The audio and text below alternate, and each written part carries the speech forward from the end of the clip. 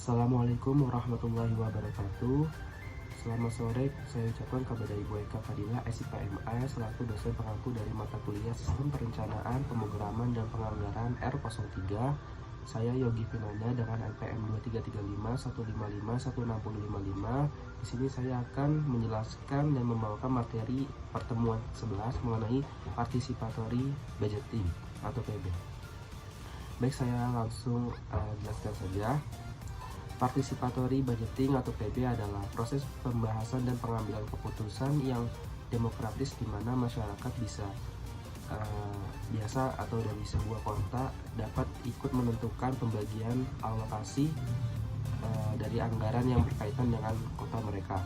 PB ini biasanya ditunjukkan oleh adanya beberapa ciri mendasar, yaitu yang pertama adalah pemeriksaan prioritas belanja oleh anggota masyarakat, yang kedua pemilihan delegasi penganggaran yang representasikan komunitas yang berbeda-beda, yang ketiga fasilitas dan teknikal asistensi oleh pegawai negeri, dan yang keempat adalah adanya pertemuan pada tingkat lokal dan level di atasnya untuk membahas dan menentukan prioritas belanja serta implementasi dari proyek yang berdampak langsung pada masyarakat lokal.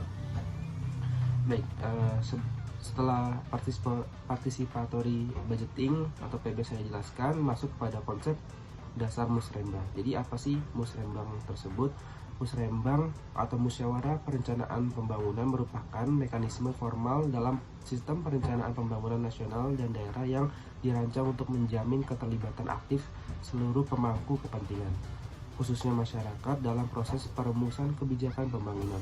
Musrembang tidak hanya dipahami sebagai kegiatan musyawarah tahunan, tetapi juga sebagai ruang deliberatif yang mempertemukan kepentingan masyarakat dengan kebijakan pemerintah. Konsep dasar musrembang menekankan integrasi antara pendekatan bottom up yang berangkat dari aspirasi dan kebutuhan masyarakat di tingkat akar rumput dan pendekatan top down yang mengacu pada arah pembangunan nasional, provinsi, dan daerah. Dengan pendekatan ini, musrembang diharapkan mampu menghasilkan perencanaan pembangunan yang responsif, kontekstual, dan berorientasi pada kesejahteraan masyarakat secara berkelanjutan. Selain itu, musrembang menjadi instrumen penting dalam mewujudkan prinsip tata kelola pemerintahan yang baik seperti transparansi, partisipasi, dan akuntabilitas. Selanjutnya, setelah saya jelaskan mengenai konsep dasar musrembang, yang kedua adalah jenis-jenis musrembang berdasarkan cakupan dan periodenya. Musrembang ini diselenggarakan secara langsung sesuai dengan struktur pemerintahan dan lingkup kewenangannya, guna memastikan keterpaduan perencanaan pembangunan dari tingkat lokal hingga nasional. Musrembang desa atau kelurahan merupakan tahap awal yang berfokus pada identifikasi permasalahan konkret dan kebutuhan prioritas masyarakat setempat, seperti infrastruktur dasar, pelayanan publik, dan pemberdayaan ekonomi. Hasil dari musrembang ini kemudian dibawa ke musrembang kecamatan untuk diselaraskan dan diprioritaskan berdasarkan kepentingan wilayah yang lebih luas. Selanjutnya, musrembang kabupaten kota berperan mengintegrasikan seluruh usulan kecamatan ke dalam rencana pembangunan daerah dengan mempertimbangkan kebijakan strategis dan kapasitas fiskal. Musrembang provinsi bertujuan menyinergikan pembangunan lintas kabupaten atau kota, sedangkan musrembang nasional menjadi forum koordinasi utama dalam merumuskan prioritas pembangunan nasional. Berdasarkan periodenya, musrembang terbagi menjadi perencanaan tahunan melalui penyusunan RKPD dan perencanaan jangka menengah dalam penyusunan RPJMD yang memastikan kesinambungan dan konsistensi arah pembangunan. Yang ketiga, pentingnya partisipasi masyarakat dalam perencanaan. Partisipasi masyarakat merupakan unsur fundamental dalam musrembang karena masyarakat sendiri merupakan subjek sekaligus objek pembangunan. Keterlibatan masyarakat memungkinkan perencanaan pembangunan yang lebih akurat dan sesuai dengan kondisi sosial, ekonomi, budaya setempat.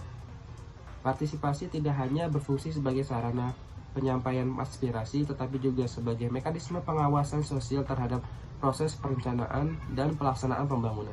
Dengan adanya partisipasi aktif, masyarakat akan memiliki rasa kepemilikan terhadap program pembangunan sehingga meningkatkan keberlanjutan dan efektivitas implementasi kebijakan. Selain itu, partisipasi masyarakat memperkuat legitimasi kebijakan publik dan mencerminkan praktik demokrasi lokal yang sehat. Selanjutnya, yang keempat yaitu faktor pendukung dan penghambat partisipasi. Tingkat partisipasi masyarakat dalam musrembang dipengaruhi oleh berbagai faktor pendukung, antara lain keterbukaan informasi dari pemerintah, komitmen dan kapasitas aparatur, dan dukungan regulasi, serta tingkat pendidikan dan kesadaran masyarakat. Peran tokoh masyarakat dan organisasi ini juga sangat penting dalam mendorong keterlibatan warga. Namun partisipasi seringkali terhambat oleh rendahnya pemahaman masyarakat tentang fungsi musrembang. Dominasi elit lokal dalam proses pengambilan keputusan, keterbatasan anggaran, serta kurangnya tindak lanjut terhadap usulan masyarakat ini juga menjadi kondisi yang dapat menimbulkan apatisme dan menurunkan kepercayaan masyarakat terhadap proses perencanaan pembangunan. Selanjutnya terdapat penganggaran partisipatif. Penganggaran partisipatif melalui musrembang adalah proses penyusunan anggaran pembangunan daerah atau APBD yang melibatkan partisipasi aktif masyarakat dari tingkat desa hingga kabupaten atau kota, di mana warga berdiskusi, mengajukan aspirasi, dan menentukan prioritas pembangunan sehingga anggaran publik lebih sesuai kebutuhan nyata, transparan, dan akuntabel, bukan hanya diputuskan oleh pemerintah. Musrembang menjadi wadah bottom up untuk memastikan suara rakyat rakyat mempengaruhi alokasi dan pelaksanaan program pembangunan yang berdampak langsung pada mereka. Selanjutnya terdapat tahapan dan prinsip pelaksanaan musrembang. Pelaksanaan musrembang dilakukan melalui tahapan yang terstruktur, dimulai dari tahapan persiapan yang meliputi pengumpulan data, identifikasi permasalahan, dan penyusunan rancangan awal. Tahapan selanjutnya adalah pelaksanaan musyawarah yang melibatkan berbagai pemangku kepentingan untuk membahas, menilai, dan memprioritaskan usulan pembangunan. Tahap akhir adalah penetapan hasil musrembang yang dituangkan dalam dokumen perencanaan resmi. Dalam setiap tahapan, musrembang harus berlandaskan pada prinsip partisipatif, transparan, akuntabel, inklusif, responsif, dan berorientasi pada berkelanjutan, sehingga proses perencanaan dapat dipertanggungjawabkan secara publik. Setelah tahapan dan prinsip pelaksanaan musrembang saya jelaskan saja, terdapat mekanisme dalam musrembang. Mekanisme dalam musrembang mencerminkan proses perencanaan yang bersifat dialogis dan kolaboratif. Proses ini dimulai dengan penjaringan aspirasi masyarakat melalui berbagai forum, dilanjutkan dengan penyusunan daftar usulan dan penetapan skala prioritas berdasarkan urgensi dan manfaat.